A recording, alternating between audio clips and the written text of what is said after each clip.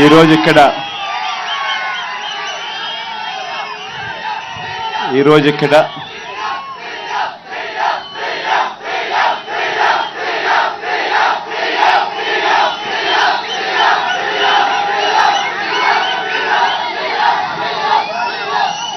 ఆటోలు నడుపుకుంటూ, ట్యాక్సీలు నడుపుకుంటూ, టిప్పర్లు నడుపుకుంటూ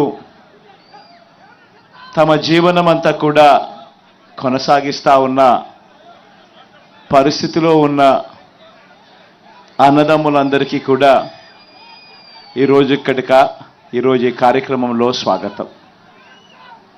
మనమంతా కూడా ఈరోజు ఏకమయ్యాం.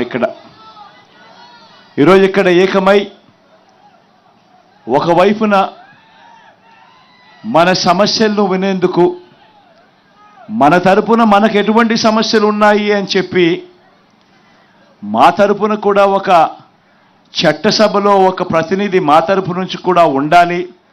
అలా ఉంటే మా సమస్యలు కూడా గవర్నమెంట్ దృష్టికి తీసుకొని పోగలుగుతాము. తద్వారా గవర్నమెంట్ దగ్గర నుంచి సానుకూల స్పందన మాకు వస్తుంది అని మీరు అడిగిన రిక్వెస్ట్కు మొట్టమొదటి ప్రభుత్వం అనుకుంటా అది మన వైఎస్ఆర్ కాంగ్రెస్ పార్టీ ప్రభుత్వం అని చెప్తా ఉన్నా.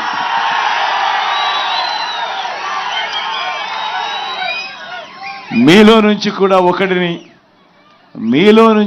ఒకరిని ఏకంగా చట్టసభలో కూర్చోబెట్టేందుకు మడకశిర నియోజకవర్గం నుంచి పోటీగా వైఎస్ఆర్ కాంగ్రెస్ పార్టీ అభ్యర్థిగా కూడా పెడతా ఉన్నాం.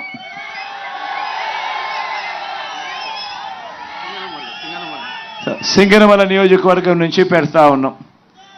నాకు ఈ ప్రస్తావన నా దగ్గరకు వచ్చినప్పుడు సింగనమల నియోజకవర్గం నుంచి ఇలా ఈ మాదిరిగా ఒక టిప్పర్ డ్రైవర్ను మనం అసెంబ్లీకి నిలబెట్టే కార్యక్రమం చేస్తే బాగుంటుంది అని చెప్పి ఒక క్యాండిడేట్ ఉన్నాడు అని చెప్పి నా దగ్గరికి ప్రస్తావన వచ్చినప్పుడు నిజంగా నేను అనుకున్నా, ఆ క్యాండిడేట్ ఎవరు, ఆ క్యాండిడేట్కి సంబంధించిన చదువులేమిటి అని చెప్పి కూడా ఒకసారి అడిగా.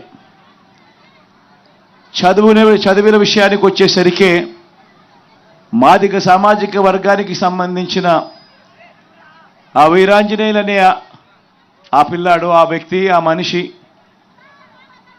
మన పార్టీకి కార్యకర్తగా చాలా సంవత్సరాలుగా ఉన్నాడు. ఉంటూనే తాను ఎంఏ చదివి ఎంఏతోనూ కూడా చదువు సరిపెట్టకుండా ఏకంగా ఎంఏ ఎకనామిక్స్, ఆ తర్వాత బీఈడి కూడా పూర్తి చేసిన పరిస్థితిలో ఆ క్యాండిడేట్ ఉన్నాడు.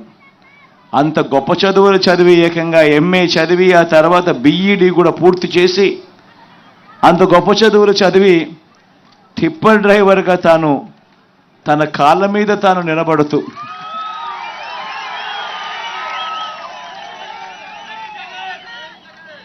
అటువంటి వ్యక్తిని ఎవరైనా కూడా అప్రిషియేట్ చేయాల్సింది పోయి, ఎవరైనా కూడా భుజం తట్టి శబాష్ అని చెప్పి అనాల్సింది పోయి, కారణం ఏంటంటే తాను ఉద్యోగం రావడం లేదు అని చెప్పి తాను బాధపడాల. చంద్రబాబు నాయుడు గారి హయాంలో తనకు ఉద్యోగం దొరక్కపోయినా కూడా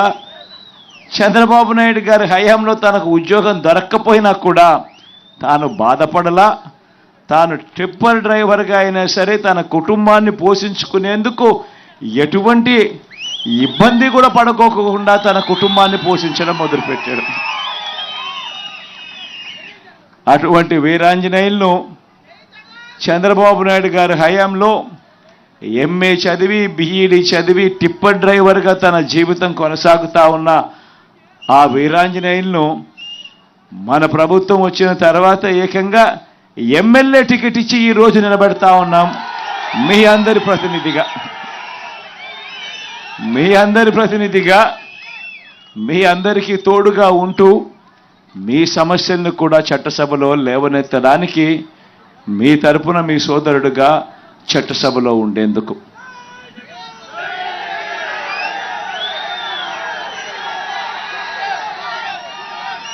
ఇలాంటి ఈ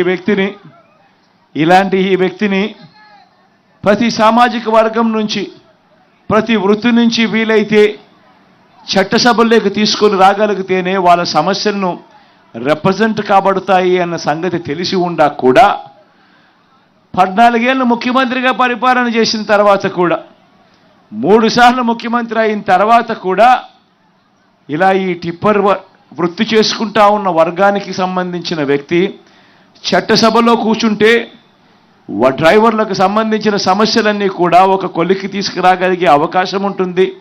వాళ్ళు పడతా ఉన్న ఇబ్బందులు కూడా ప్రభుత్వం దృష్టికి తీసుకొచ్చే కార్యక్రమం ఎఫెక్టివ్గా చేయగలుగుతారు అని తెలిసి ఉండి కూడా అవహేళన చేస్తూ, ఇదే పెద్ద మనిషి చంద్రబాబు నాయుడు గారు ఏమన్నారు, జగను ఒక టిప్పర్ డ్రైవర్కు సీట్ ఇచ్చాడు అని చెప్పి ఇలా చూపించాడు. అవహేళన చేస్తూ అంతటితో కూడా ఆగిపోకుండా టిప్పర్ డ్రైవర్ అనేసరికే చాలు ఏలుముద్రగాడు అని చెప్పి కూడా అనేశాడు చంద్రబాబు నాయుడు. నేను అడుగుతా ఉన్నా ఇదే చంద్రబాబు నాయుడు గారిని, అవునయ్యా జగన్ టిప్పర్ డ్రైవర్కే సీట్ ఇచ్చాడు,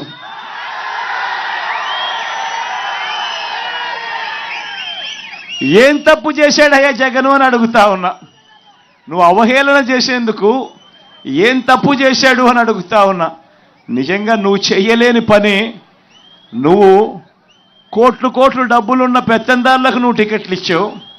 నేను ఒక సామాన్యుడికి, ఒక పేదవాడికి పార్టీ తరఫున నిలబెట్టించి టికెట్ ఇచ్చి గెలిపించే కార్యక్రమం నేను చేస్తా ఉన్నా. నిజంగా నీకు నాకు ఉన్న తేడా ఇది చంద్రబాబు అని సందర్భంగా ఒక వైపున చెబుతూ, మరోవైపున నిజంగా ఈరోజు గర్వపడతా ఉన్నా. ఎందుకు తెలుసా గర్వపడతా ఉన్నాను? సొంత ఆటోలు కొనుక్కొని, సొంతంగా ఈరోజు ట్యాక్సీలు కొనుక్కొని వాళ్ళ జీవితాలు బతుకుతా ఉన్న వాళ్ళు ఎంతమందో తెలుసా? అక్షరాల 3,93,655 మంది. 3,93,655 మంది తమ జీవితం మీద తామే కంట్రోల్ తీసుకుంటూ, తమ జీవితం వేరే వాళ్ళ మీద ఆధారపడకుండా, చదువుకున్న వాళ్ళే వీళ్ళంతా కూడా, కాస్తో కూస్తో పెట్టుబడి పెట్టే వాళ్ళే వీళ్ళంతా కూడా ముందుకొచ్చి ఎవడో ఉద్యోగం లేదనో, ఎవడో తోడుగా ఉండడం లేదనో భయపడకుండా తామే సొంత ఆటో కొనుక్కొని, తామే సొంత ట్యాక్సీ కొనుక్కొని తమ కుటుంబాలను పోషిస్తూ ఉన్న వాళ్ళు అక్షరాల 3,93,655 మందికి మొట్టమొదటి ప్రభుత్వం వాళ్ళు ఉన్నారు అని గమనించి వాళ్లకు తోడుగా అండగా ఉంటూ వాళ్ళను ప్రోత్సహిస్తూ, ఎందుకనంటే ప్రతి సంవత్సరం కూడా ఫిట్నెస్ సర్టిఫికెట్ తీసుకోవాలి అని అంటే బండికి ఇన్సూరెన్సు ఉండాలి, బండికి చిన్న రిపేర్లు కూడా చేయించాలి. ఈ 2 చేయిస్తే తప్ప నుంచి ఫిట్నెస్ సర్టిఫికెట్ రాదు. ఫిట్నెస్ సర్టిఫికెట్ రావాలి అని అంటే కనీసం అంటే ఒక 10,000 రూపాయలు ఇన్సూరెన్స్ కోసం కానీ రిపేర్ల కోసం అయినా కానీ ఖర్చు పెట్టి, ఆ 10,000 ముందే జమ చేసి ఖర్చు పెట్టి అన్నీ చేస్తే తప్ప నుంచి ఫిట్నెస్ సర్టిఫికెట్ వచ్చే కార్యక్రమం జరగదు. మరి ఈ మాదిరిగా ఫిట్నెస్ సర్టిఫికెట్ తీసుకోవాలి అని అంటే ఆటో డ్రైవర్లకు, ట్యాక్సీ డ్రైవర్లకు ఇంకా కాస్తో కూస్తో ఒక అడుగు ముందుకు వేసి, ఈసారి మన ప్రభుత్వం వచ్చిన తర్వాత సొంత టిప్పర్లో ఉన్న టిప్పర్ డ్రైవర్లను కూడా ఈ కేటగిరీలోకి తీసుకొస్తాం.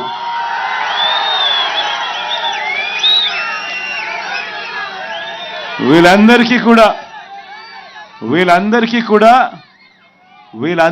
కూడా క్రమం తప్పకుండా మన ప్రభుత్వం ప్రతి సంవత్సరం వీళ్ళకు తోడుగా అండగా ఉంది అని చెబుతూ ఏకంగా ఈ 3,93,655 మందికి క్రమం తప్పకుండా, అంటే కొంతమంది మళ్ళీ అమ్ముకుంటా ఉంటాంటారు వాళ్ళ వెహికల్స్ అన్నీ కూడా, కానీ క్రమం తప్పకుండా ప్రతి సంవత్సరం 10,000 ఇస్తూ ఏకంగా 5 సంవత్సరాలలో 50,000 రూపాయలు తీసుకున్న వాళ్ళు. ఎంత ఇచ్చామో తెలుసా అక్షరాల ఈ 3,93,655 మందికి వాళ్ళ కుటుంబాలకు మంచి చేస్తూ ప్రతి సంవత్సరం క్రమం తప్పకుండా వరుసగా ప్రతి సంవత్సరం 10,000 ఇస్తూ 5 సంవత్సరాలలో 50,000 రూపాయలు కూడా పొందిన వాళ్ళు కూడా దీంట్లో ఉన్నారు. మొత్తంగా 1,296 కోట్ల రూపాయలు కేవలం వీళ్ళకి ఇచ్చాం. మరొక్కసారి చెప్తా ఉన్నాను, వాహన మిత్ర అనే కార్యక్రమం అనే స్కీమ్ తీసుకొచ్చి ఈ ప్రతి డ్రైవర్కు తోడుగా సొంత ట్యాక్సీ కానీ సొంత ఆటో కానీ కొనుక్కొని తన జీవనం సాగిస్తా ఉన్నా, సొంతంగా చేసుకుంటా ఉన్న ఇటువంటి వాళ్లకు ఏకంగా ఈ 5 సంవత్సరాల 58 నెలల కాలంలో 1,296 కోట్ల రూపాయలు వాళ్ళ చేతుల్లో పెట్టారు. ఈ ఒక్క పథకం ద్వారా ఈరోజు మీ అందరికీ మరొక మాట కూడా చెప్తా ఉన్నా. నెక్స్ట్ మళ్ళీ మన ప్రభుత్వం వచ్చిన తర్వాత ఈసారి సొంతంగా టిప్పర్లు కొనుక్కొని సొంతంగా లారీలు కొనుక్కొని వాళ్ళ జీవనం వాళ్ళు నడిపిస్తా ఉన్న వాళ్ళకు కూడా ఈ జాబితాలోకి తీసుకొని వస్తాము అని కూడా ఈ సందర్భంగా చెప్తా ఉన్నా. వీళ్ళందరికీ కూడా ఈ కార్యక్రమం ఎందుకు చేస్తా ఉన్నామో తెలుసా? కారణం స్వయం ఉపాధి రంగంలో వీళ్ళంతటి వీళ్ళు స్వయం ఉపాధి రంగంలో అడుగులు ముందుకు వేస్తూ ఉన్నారు. ఎవరి మీద ఆధారపడకుండా తమ కాళ్ళ మీద తాము నిలబడుతూ తమ కుటుంబాన్ని తాము పోషించేందుకు అడుగులు ముందుకు వేస్తూ ఉన్నారు. ఇక ఎలాగూ మామూలుగా ఉన్న డ్రైవర్లకు మామూలుగా ఉన్న మిగిలిన వాళ్ళందరికీ కూడా మన నవరత్నాల్లోని మన అన్ని పథకాలు ఎలాగూ వాళ్ళందరికీ కూడా అందుతూ ఉన్నాయి.